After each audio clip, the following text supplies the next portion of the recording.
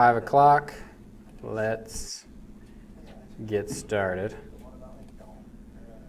Today we're talking about neurons, synapses, and signaling. All right? Good times. It's just what we talked about in class today. But first, some memes / tweets. I like the Donald Trump one.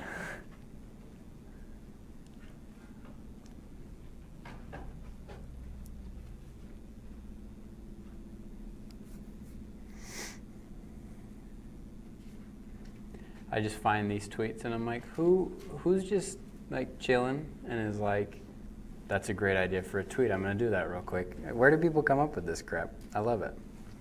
Also, if you're wondering why I look like I'm 12 years old, it's because I had to shave for my other job because we wear specially fitted respirators and they only work if you don't have facial hair. I had to shave today. Not super happy about it, but that's fine. People legit didn't recognize me. One of my buddies came to sit next to me in class and he had to check that it was me. So today's biology fact is actually a physics fact. In 2017, they discovered something called time crystals. It sounds like something from Star Wars, but they're real. An MIT professor started, building a theory about them back in 2012, and then in 2017 they were actually able to demonstrate them in a lab, and essentially crystals repeat in space, right? Crystals have a very crystalline structure, right? And it makes individual cells, and each of those is exactly like the last one, and that's how you build a crystal. These time crystals are the same concept, but in time instead of space. So every time interval it varies by the crystal. The crystal repeats itself in time, so they're actually never the same crystal. Anyway, I think these things are super sweet. If you ever feel like Googling time crystals, they're dope. I think it's wild. This is also not what they look like. That was just the first picture that came up on Google. You can't take pictures of them because they don't exist in space. They exist in time. So when we invent a time camera, then we'll take a picture of one. Study tip, there is something called Vark. It stands for visual, auditory, reading / writing, and kinesthetic. And it's the 4 basic learning styles that people have, right? And there's a lot of studies behind this, so it's not just somebody making up an acronym. And essentially you have one or more of these kinds of styles are the best styles for you, right? I'm a very visual, auditory learner. I'm not a reading, writing learner. I don't like to sit and take notes all day. If you ever see me in class, I don't even own any notebook besides this one, and it's for making the roll. It's literally blank. I don't take notes. And it's not me being like, oh, I'm so much better than everyone else, I don't need to take notes. That's just not how I learn, right? So I learned not to waste my time writing. I should spend my time listening and watching, right? So if you feel like sometimes you're not getting the most out of class, or even if you feel like you're doing pretty well, you should go and take this quiz, and you can just Google Vark quiz if you don't feel like opening the link, and figure out what works best for you, right? And then you'll know, well, am I spending too much time taking notes, right? I took notes for the first couple of days of college and went, this isn't working, and I haven't taken notes since, and it's gone a lot better. And I've then spent more time trying to listen and watch, right? And maybe you don't need to listen and watch as much, but you need to do. And so maybe you need to buy some models. Maybe you need to draw things out, right? But figure out what style is going to work best for you, okay? You don't have to do it through the quiz. You can maybe just a little introspection, but the quiz helps, right? Anyway, 9:30 on the front, 10:30 on the back, names only. All right, so that's my rant about time crystals and studying. Let's get started. And there's a Kahoot at the end, so you will be quizzed. Pay attention. The winner gets a blank notebook. Just kidding, that's mine. That's the only way I get you guys to take a roll. So I don't want to buy another one. They last me like 2 years. All right, so we divide the nervous system into 2 categories. Fairly simple, central and peripheral. Central meaning literally on the center of your body. brain, brain stem, right? And then periphery to the outside. Another helpful way to remember, the central nervous system is encased in bone. So if it's not inside of bone, it's not part of the central nervous system, right? So your brain, inside your skull. Spinal cord, inside your spine, right? Again, not anything groundbreaking, but you have to start there, okay? Then we start getting a little bit trickier and getting into more vocab, more anatomy. The neurons, right? This is the functional unit of your nervous system. They do all of the nerves, right? So, dendrites, cell body, axon, and axon terminal. I don't know why that cut off. And then we'll get into these later. So the dendrites are obviously those little branches sticking off, right? What do they do?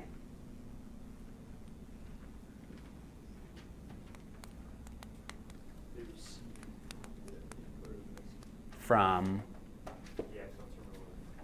yeah, so this is the end of one, but take this and put it right here from a different neuron, and they all link together, right? So axon terminal to dendrite, to axon terminal to dendrite, to axon terminal to dendrite, right? So they form chains. So the dendrites receive from the axon terminal. What's that reception area called?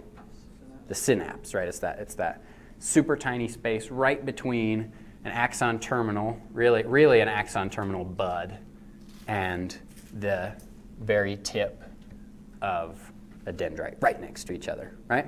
And they send neurotransmitters or electric signals. So synapse is basically that little gap where the chlorine or calcium goes in and then it sends out or releases out the sodium? Or Almost. It is that really small space between, but it's where the neurotransmitters like serotonin, dopamine, those kinds.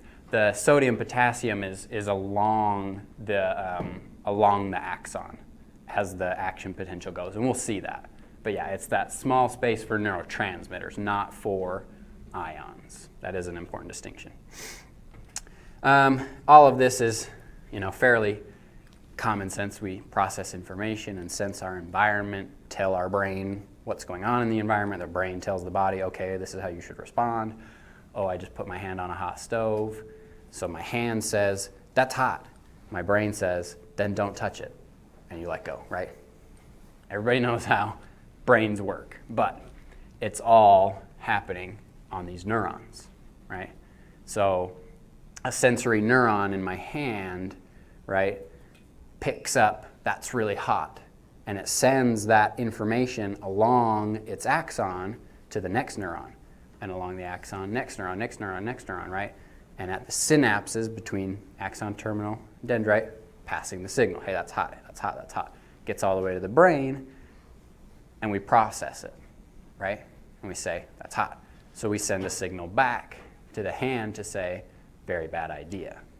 And it's all just along these guys. They vary. This is, the generalized structure. There are electrical synapses, chemical synapses, all kinds of stuff, but that's the generalized form. We up to speed so far? Feeling okay? One person acknowledged me. There's like 18 of you. Yes or no? Okay, yes. All right. So again, like I said, multiple types of neurons. So we have a sensory neuron. What would you guess that's for? Sensing the environment. Motor neuron, moving your muscles, right? So when I touch a hot stove, which neuron says, that's hot? Sensory neuron. Which neuron actually makes my fingers go, you're an idiot? Motor neuron, right? Says, oh, that was a very bad idea. And then interneuron.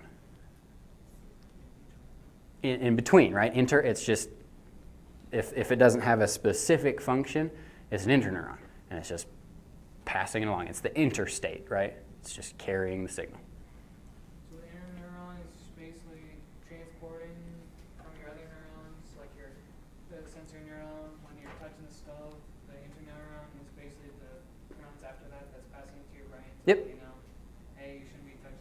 Yep, to the brain, to the muscle, to wherever it's got to go, they travel along interneurons. Making sense so far? Most excellent. All right, there's obviously a description right there, A through E, of what glia are. But somebody tell me in your own words, what are glia? There's more glia than there are neurons. That's true. What else? What else do you know about glial cells? They're not wingmen. They're wingmen. Why? They provide support and Yeah, support, structural support, and chemical support, right? So they keep the neurons alive and they give them, somewhere to grow. They're kind of like the roots for neurons, I guess. They keep them insulated, right? So that way their electric signals aren't just like going wherever the heck they want. This is actually your blood-brain barrier, right? There's a barrier between your brain and your skull, right? Part of that is glia. The other part's obviously blood, but you don't want your brain just raw on your skull, right? I mean, if you're an NFL player, it's too late. But if your brain and your skull were just right next to each other and your skull was just up in there, every time you went like this, your brain would tip and you'd be like, oh my gosh, I'm dead, right? So you got to have glia there. And then they tell the neurons where to go and they help the neurons grow in a specific direction. There's crazy cool studies on this last part and how spending more time doing an activity, you get more glia in that area and your neurons develop better in that area. Muscle memory is that, right? Muscle memory is you develop so many glia in that area that it's just second nature. You don't even have to think about it, right? And this is even just basic stuff like writing. You don't have to tell yourself, okay, so how do I grab a pencil and then hold it? You just do it because you've done it so many times. You have so many glia that have helped that growth. It's just there already. Do you have a question? Well, yeah, what's the difference between that and like an insulated myelin sheath? Isn't that our... As far as insulation? Well, I mean, when you say muscle memory, like... Yeah, there's crossover, and that's kind of one of the fun things about neurology is there's not like one thing that's like it's only this, right? But glia are part of insulation, but then again, so is the myelin sheath. They're part of muscle memory, but so are a lot of things. So you'll see all kinds of crossover, which is probably why our brains are so great. So they don't have to have one single thing running the show, right? They can all share the burden. So that's fun and more confusing if you thought brains were easy for some reason. Other questions? I know we're kind of going like at light speed right now, but it's because it's going to get more complicated. Right now it's just vocab. Okay, 5 types. Well, there's more than 5 types, but the 5 types that we look at of glial cells: ependymal, microglia, Schwann cells, and oligodendrocytes, astrocytes, radioglia. You don't have to know what most of these are. You just have to know, well, I said that wrong. You do have to know what they are. They're glial cells. You don't really have to know what they do, except for Schwann cells. We'll look at that. But you don't really have to worry about astrocytes, like what they do, where they are. In case you're curious, they're the blood-brain barrier. But that's not going to be on the test, right? You're not going to have to know what do the radioglia do. But if you got a list and it said which of these is not a type of glial cell, or which of these is a type of glial cell, you have to be able to recognize each of those names as falling under the category, right? So good stuff, good times. Questions? I like hearing you don't need to know this for the test. I hope you guys are okay when I tell you it's not on the test. Because that's what I used to come to SI for. I'm like, tell me what I don't need to know, because then I'm not going to learn it. That's how college works. All right. The whole driving force behind the brain and sensation is electrical current, right? And it actually works exactly the same as like a computer, right? Electrical signals from electrons. That's why it's called electronics. Your brain is electronic. It's bioelectronic, but still. So how do we have electric current in our brain, right? Because we don't plug ourselves in. We don't recharge out of a wall, right? Where do we get electricity? Two ways. Charged particles, like sodium, potassium, chloride. Those are the main three. And then separation of charge. What does that mean?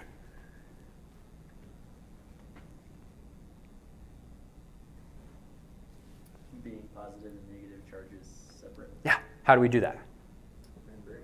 A membrane, right? A cell membrane. Positive on one side, negative on the other. Does anybody know how a circuit works? Anybody do any kind of physics or no? A circuit basically has a positive charge and a negative charge on each end, separated from each other. But they're drawn to each other, right? Opposites attract. And so the negative charge will move towards the positive charge, and the positive charge moves towards the negative charge. And the movement of charge is electricity. So that's how a current works. Have you guys ever done the experiment where you all hold hands, and one of you's like holding something electrified? And you start holding hands, and nothing's happening, right? You can walk up and you grab your friend's hand if they're holding something that's electrified. It depends. Don't, if they're like, on an electric fence, Jurassic Park style, you're not going to be able to, that's different. But if they're just in one hand holding a battery, I don't know, this isn't how it works, but you can go and grab their hand, right? You can go and grab their hand, you can go and grab their hand, you can go and grab their hand, nothing happens. But if the last person grabs hands with the first person that's holding the battery, then everybody gets electrocuted, right? You've completed the circuit and charges can move. It's the same with cell membranes, right? Positive on one side, negative on the other side. And because they want to reach each other, there's charge, right? They're trying to get to each other. But we're obviously not just electrocuting ourselves all the time, right? We're not just setting off signals nonstop.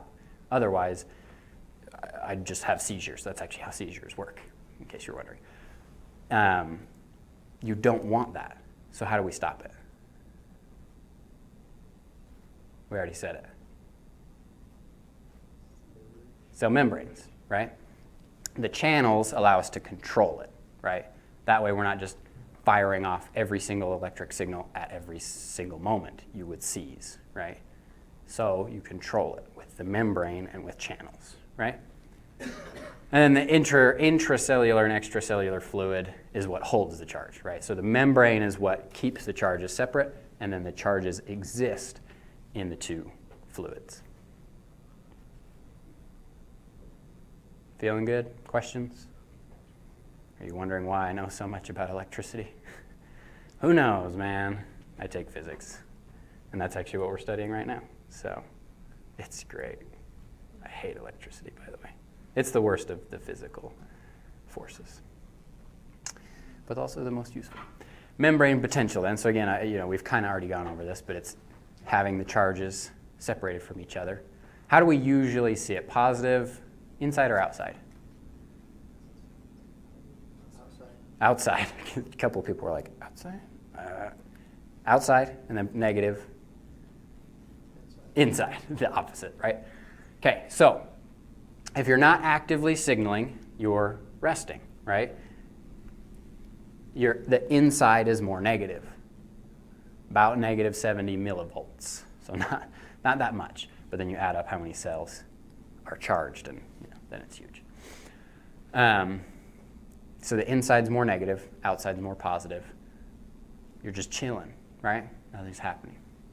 We want to have an action potential. We have to charge, right? We have to exceed 0 millivolts. Because how useful is your phone at 0%? It's good paperwork. It's a good paper. How useful is your phone as an electronic device at 0%? It doesn't do anything, right? So at 0 or under, you're not doing anything, right?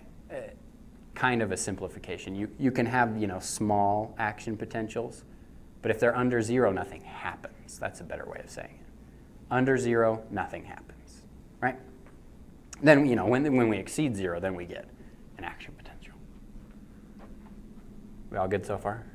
Can you guys tell I actually studied this when I took the class as compared to development, that I was like, I think it's this, I don't know. I took these tests, I did this, so this is one I do know. And I like this stuff, so. All right.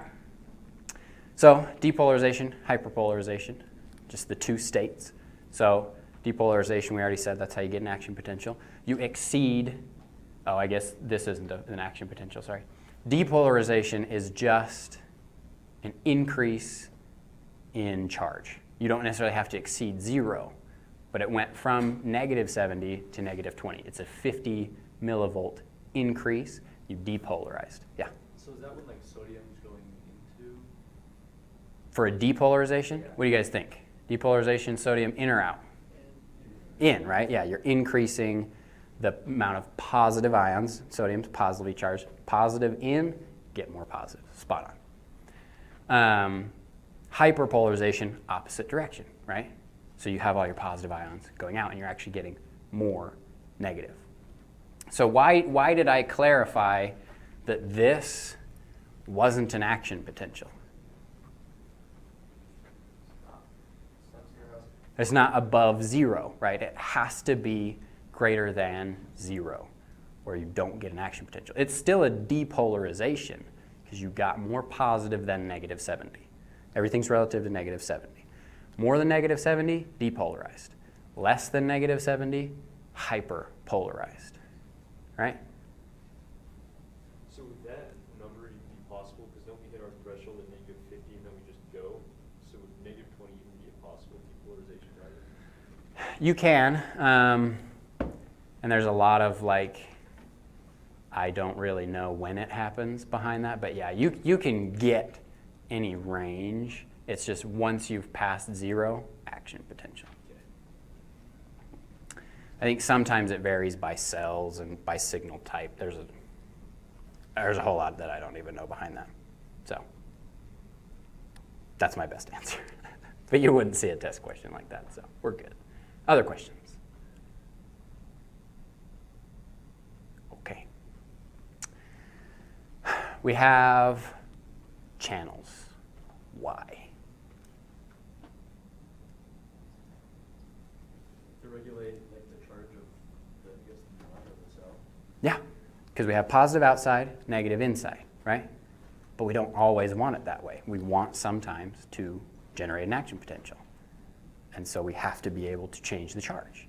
So the channels let ions in and out, and that changes charge. Bring a bunch of sodium in, what happens to the charge? Positive, right? Eventually we exceed negative action, or we exceed negative something millivolts, we get up into positive, what happens? Exceed 0, action potential, right? And it's only possible with these channels, letting more positive in. Do we want a constant positive? No, you'd have a nonstop action potential and you'd seize, right? So you want to be able to do something, clench your fist, but you want to be able to unclench your fist too, right? You got 3 kinds: leak channels, potassium and chlorine voltage-gated channels, and the sodium ion pumps. This is also called the sodium-potassium pump, and that's the one that requires energy input, right? Leak channels, what do they sound like they do?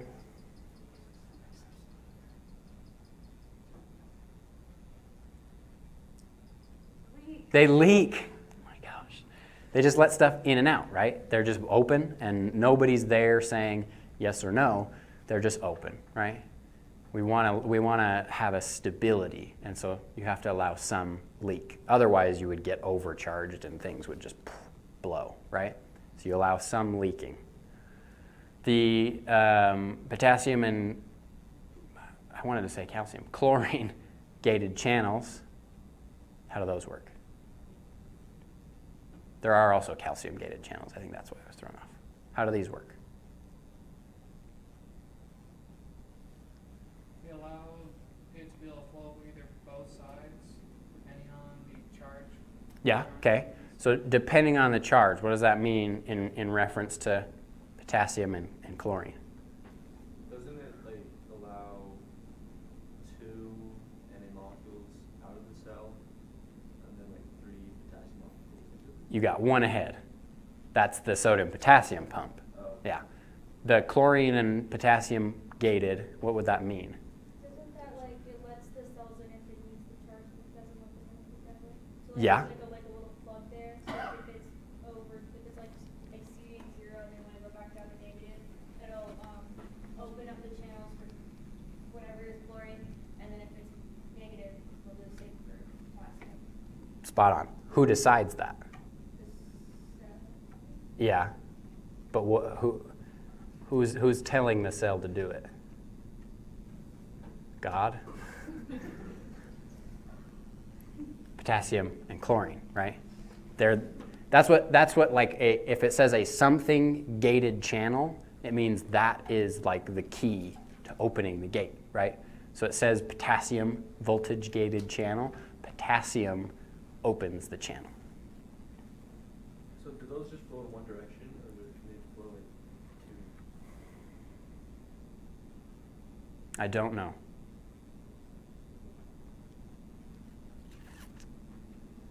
I would have to, does anybody have like a picture of them? I should have included a picture.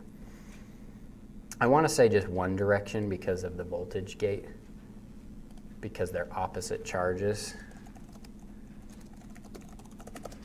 I can't think of it off the top of my head though, and I don't want to lie to you.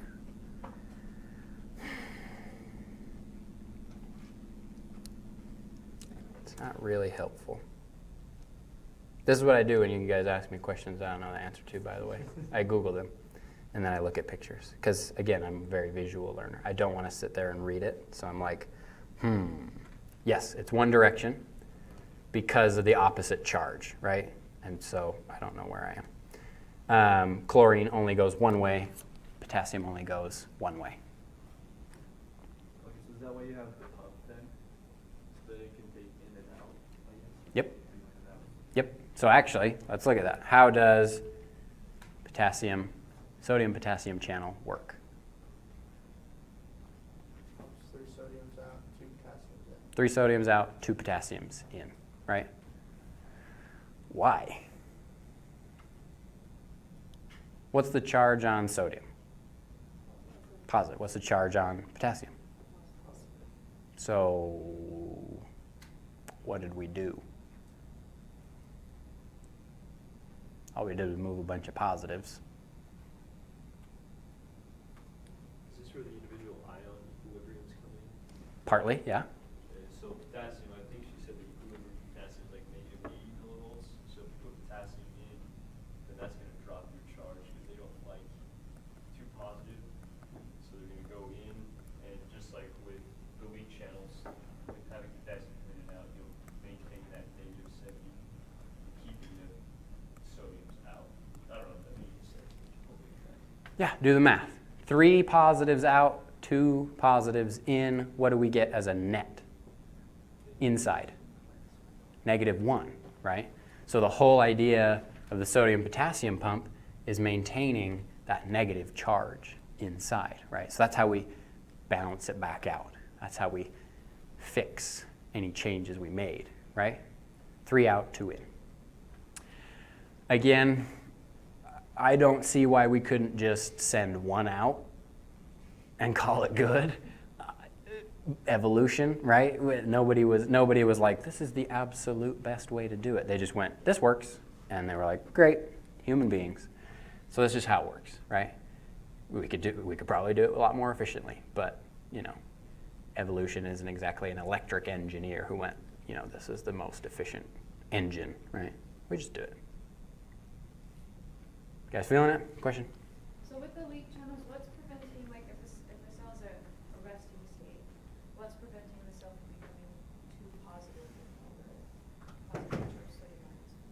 I don't know all of like the ins and outs behind it. What I do understand is that part of it has to do with size. You can only get so many in and out at a time anyway. So it's not like you could all of a sudden just like dump a ton of potassium in through the channel and like freak out. It's very small, and so it leaks kind of like a drop at a time kind of thing.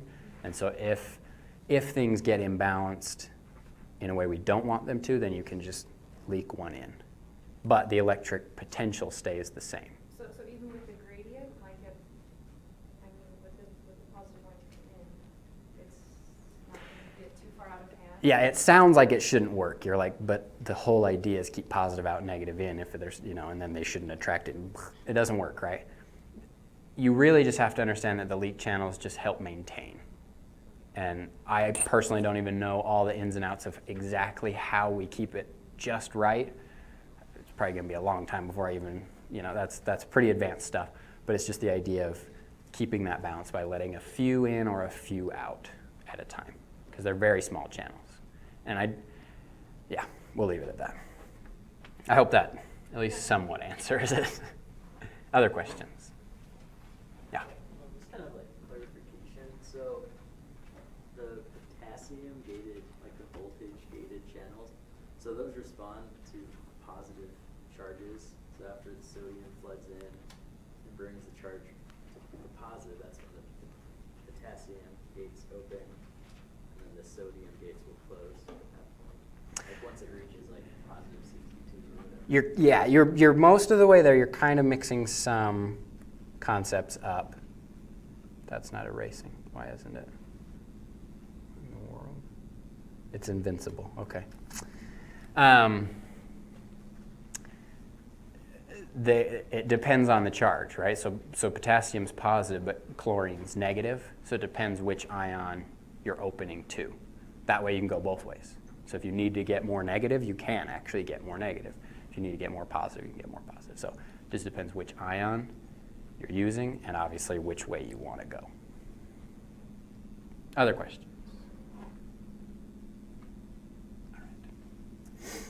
All right. So we've already kind of gone over this. How do we move them? Concentration gradient, so right, more positive on the outside, more negative on the inside. Things are going to want to move to balance that out. Works the same as diffusion, right? High concentration out, low concentration in. You want to go in, right? And balance stuff out. Electrical force is the positive and negative attraction. Opposites attract. They want to move to each other, right? So the charges cling to the membrane because they're trying to get as close to each other as physically possible. And then active transport, what's that? Is that like our sodium?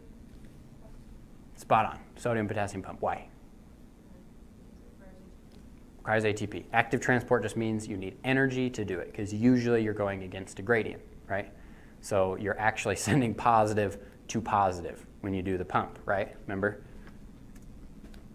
It's actually positive out here, but we're sending positive out. So you're defying the gradient. You're going to need energy to do it, right? You got to push stuff uphill.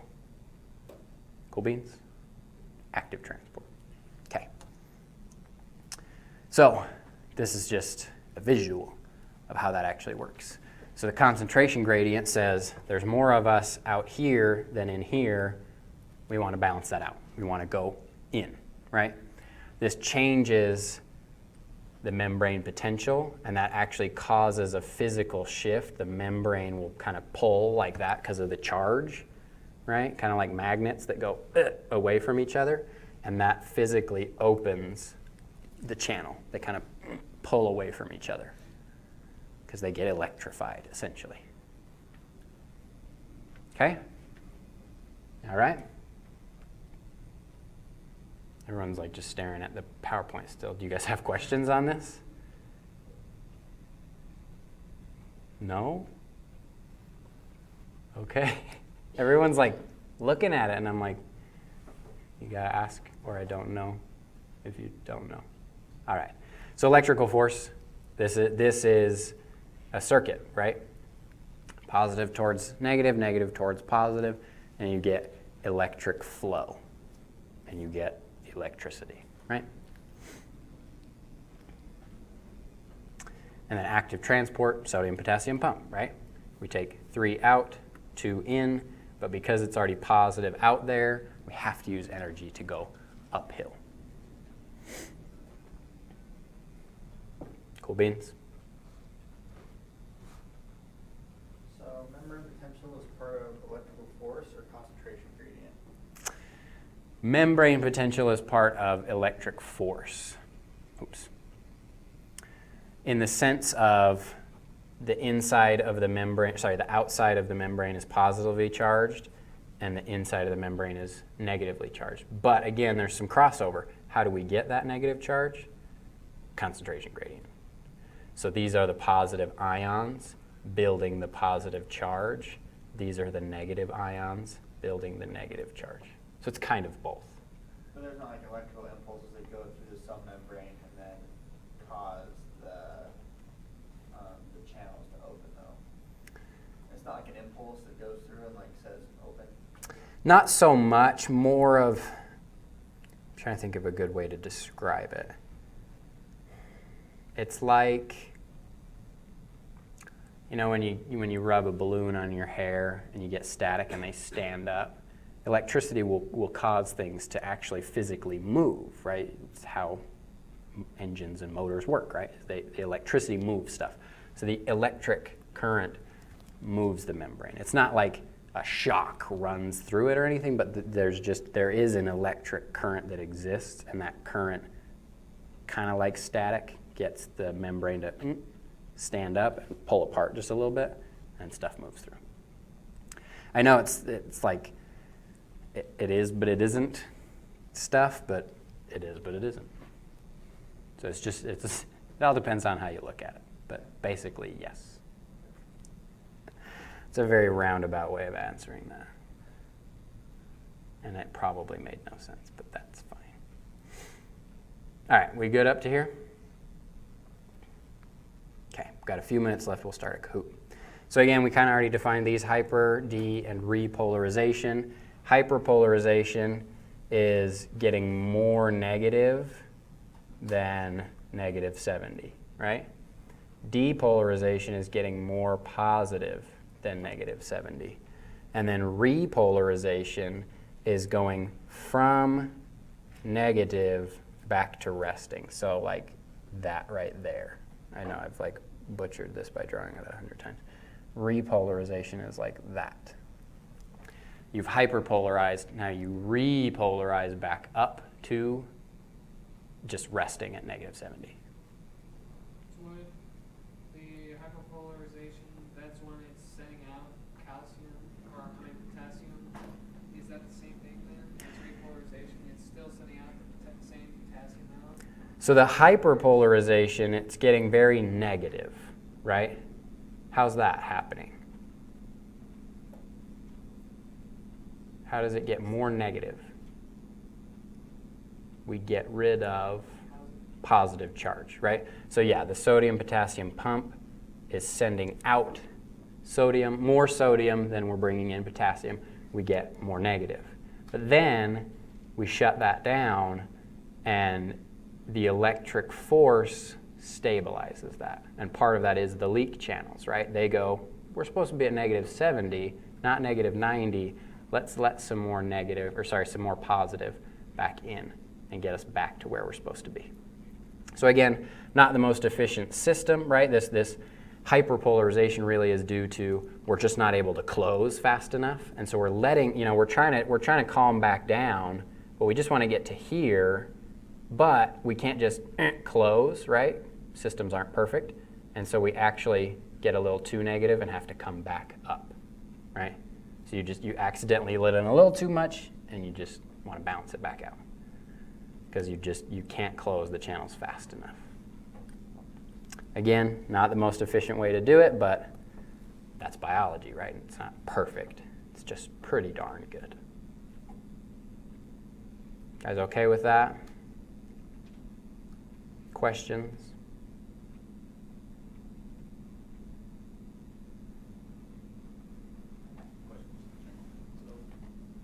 Sodium is a positive ion and potassium is also a positive ion. How is the inside negative?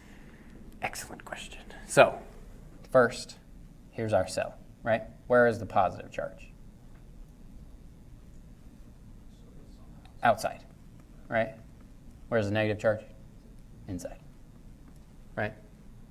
Sodium and potassium are both positively charged. So how are we having a negative charge if they're both positive? Part of it, we already showed, sodium-potassium pump, right? How many go in?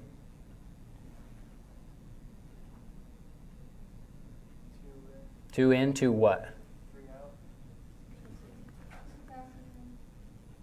2 potassiums in, 3 sodiums out, netting what? -1. So that's part of it, but we've obviously still got potassium in there. That's positively charged. What the heck? What do you guys think? How do we have a negative? How much chlorine is in there? Is that? I don't know how much, but you're on the right track. Chlorine's negatively charged, so that is part of it. Part of it's the sodium-potassium pump netting -1. Part of it's negatively charged ions. And it's not only chlorine, but it's mostly chlorine. So this is what's giving us the negative charge. This is what's maintaining a negative charge. Make sense? Okay. Let's see. Here are the 5 stages of an action potential. So right here we're resting at what? -70. Got to memorize that number, right? This part is called the what? Depolarization. Right here we hit threshold, right? So in this specific case, we've decided threshold's like 52, let's say, right? So we get a full-blown action potential. Then, oh, I guess I skipped. What's that? Falling phase. What's that? Rising phase. What's this? Undershoot, or one person said it. Hyperpolarization, right? Why do we hyperpolarize?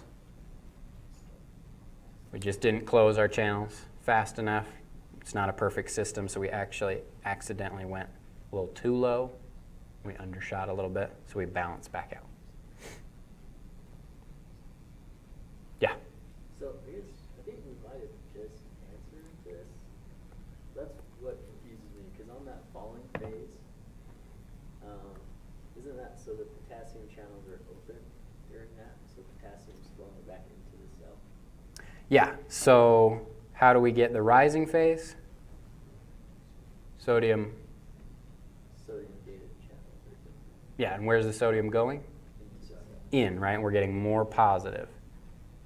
And then this, we're getting more negative, but we're using potassium, which is positively charged. How do we get a negative from a positive? Already talked about it a couple times. 3 to 2. Yeah, the 3 to 2 ratio, right? +3 out, +2 in, net -1. So you're sending in potassium, that's true, but you're sending out more sodium than you send in potassium. You net negative. Does that make sense? Okay. Other questions? So would 4 be considered repolarization? Decreasing the charge? Would 4 fall under? Would it be considered repolarization? Because aren't you Yeah. establishing a negative charge? Yeah, because the definition of repolarization is? What? Somebody muttered it. Going back to resting potential, right? So we're getting more negative. That's repolarization. All good? Okay.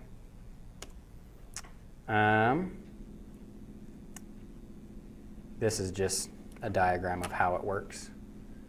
And then we're going to skip ahead to the very last slide so we can do, we got a few more slides. We may not have time for the Kahoot.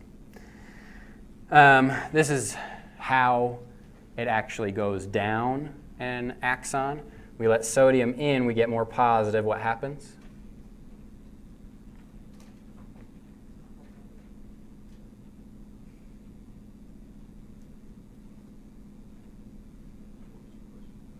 If you let sodium in and you get more positive inside of a cell, what happens? Depolarization, right? And if you do it enough, you get an action potential, right? This action potential propagates. It's called action potential propagation. I don't think that word's up there. And it moves along the chain, right? And then potassium comes and kind of undoes it, right? It only goes in one direction. You have to go towards the terminal.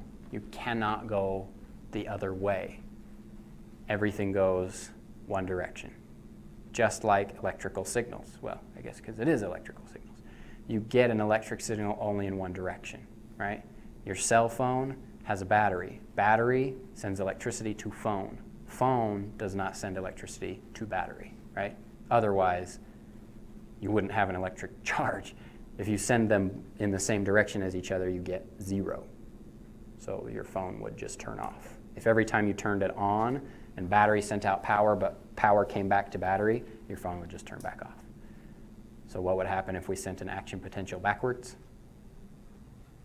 Your brain would turn off. So it's not a great idea. They actually can do this in laboratories where they can just excite a neuron in the middle instead of starting it where it's supposed to start, and the neuron just kind of like turns off. And it's like, wait, what? And it just doesn't do anything. Because it has to start at the dendrites and move all the way down. Okay? It's called back propagation when it goes the wrong way. So don't do that. Only propagate. Do not back propagate. Yeah? I had a question on this picture.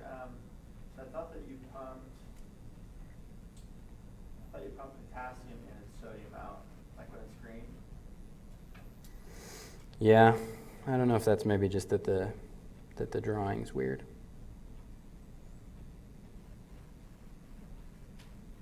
I don't know. Because you get the sodium in, makes it more positive. Oh, I see what it is. So what's happening here isn't necessarily the sodium-potassium pump. What's happening is sodium's going in and making it more positive, and then potassium comes out, makes it more negative, because positive has left. So it's not necessary. This isn't the sodium-potassium pump. This is just repolarization. It's just like how it exists naturally. Yeah. So if we want to get even more negative, then we use the sodium-potassium pump. So this is just getting us back to where we started. If we need to get more negative, then we do the sodium-potassium pump. So why do we care how this works?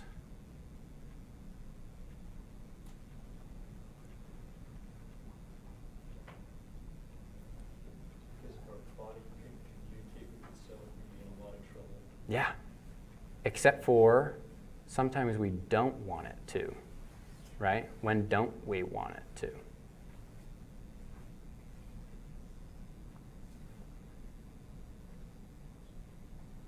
When would you not want to feel something? Surgery. This is actually exactly how anesthetic works. It blocks the sodium reception. It doesn't let sodium in. And anesthesia literally just plugs the hole. It's that basic. You just put anesthesia in the sodium channel, sodium can't go in. You cut it off at the source. You can't get an action potential. So if you've ever had surgery before, right? I had a cyst taken out of my forehead, right? And they just put some anesthesia there, and then he goes to work, right? And he's like chopping at my head. I can feel the pressure. If you've ever gotten your wisdom teeth out, they're like 2 hands with the thing, and they're like, and you don't feel anything. You feel the pressure, but no pain, right? He like rips it out, and there's blood, and you're just like, all right. You can't feel it. Your neurons are turned off, essentially, right? You've blocked all the pathways. Sodium can't get in. So I just think that's cool. I was getting my wisdom teeth out, and as soon as he finished, he's like, do you have any questions? I was like, how? What? And he's like, anesthesia blocks sodium, and it can't get in. Very basic. Very effective. Questions? We got 1 minute. Myelin sheath, right? That is this, this insulation that's around your axon. Serves a couple purposes. The first being insulation. What do I mean by insulation? Keeps the heat. Not heat, electricity, right? It's like a wire. You don't want just loose cables, right? If this like didn't have rubber on it, every time I touched it, it'd shock me, right? It'd be a lot more entertaining SI session, but I'd stop doing the job. You got to insulate, right? Otherwise, if this was a neuron and it was uninsulated and it's next to an uninsulated neuron, what happens? They electrocute each other, and you would get too many signals, and you wouldn't be able to control what goes where, right? The other one being saltatory conduction. Has nothing to do with salt. It's from the Latin term saltus, which means to jump, right? They jump from space to space. But doesn't that feel like it would take more time to jump from one spot to the next? Don't you have to jump? Why not just go?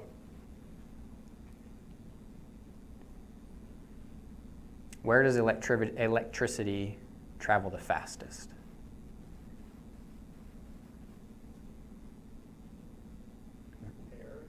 Almost. Pretty fast in air. Actually not in water. Fastest. Space. A vacuum, right? So obviously your brain's not a vacuum. It's not empty space for most of us. But the inside is like a solid, basically, right? Electricity travels faster through gases and preferably vacuums. So it can jump from node to node, and it gets a little bit of time in space, in air, if you want to think about it that way. It will travel faster through, and I guess it's not air, it's really liquid, but it travels faster through liquid than through solid. So you can speed up. Does anybody remember how fast it goes without myelin sheath? About a meter per second. How fast with?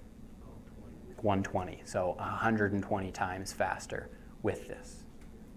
So would it be bad to lose these? Yeah. Does anybody know what happens if you lose your myelin sheath? You get MS, multiple sclerosis, is the degradation of your myelin sheath. And your signals don't travel as fast, and they get jumbled up. And that's why people with MS slowly lose control of muscle function, right? And eventually, a lot of times they end up in a wheelchair because they can't control their limbs. And a lot of times they just can't use them at all. Okay? So why would you want to myelinate it if it's just going to jump anyway? I guess that's my question. So the jump, this is liquid, this is solid. Electricity travels faster through liquid. But you can't just have it go through liquid. That would be the fastest if we just let electricity go through liquid. But then it would go wherever it wants. So that little gap lets it speed up without losing control, without just sending it wherever it wants. If you made that gap any bigger, then you would start to just shoot off all over the place. So it's just enough space to speed stuff up without losing control. Okay? We've definitely gone over time. So we'll just, glutamate is for memory, GABA is for relaxation, acetylcholine is for muscles, endorphin is fight or flight, right? So memorize those four. And termination, you can either break down the neurotransmitter, right? So you can, if this is serotonin, you can just destroy the serotonin and you stop getting serotonin signaling, or you can send it back up, right? So I've mentioned before, and you guys have probably heard of selective serotonin reuptake inhibitors. It's very long, SSRI, right? All it does is it keeps that second picture from happening, so you don't take up too much serotonin. People with depression don't get enough serotonin, right? So one of the ways to help is potentially you can just not let them reuptake serotonin, and it hangs out for longer, and they pick up more serotonin, and their mood boosts, right? Okay, anyway, that's it. I know we didn't get a lot of time on some of the stuff. If you have questions, email me. Talk to Hillary tomorrow in her session at 7:30. Talk to the professor. Watch whatever you got to watch. Maybe we'll play this Kahoot another time. And thanks for being here. Whoever's got the roll, if you could bring it up front, please.